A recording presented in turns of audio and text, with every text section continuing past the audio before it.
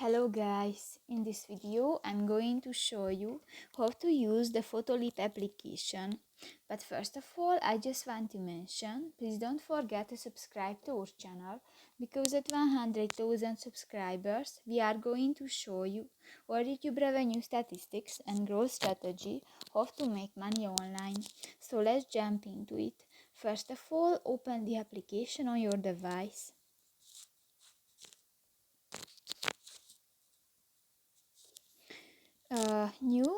This application, you can edit your photos, you can create animation, and you can add different filters and effects to your picture.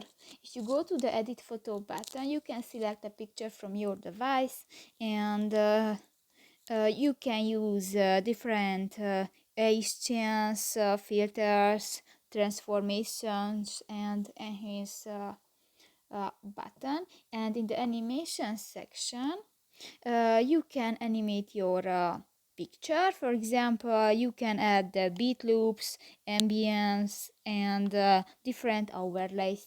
So that's pretty much it for this video, guys. See you in the next one. Bye bye.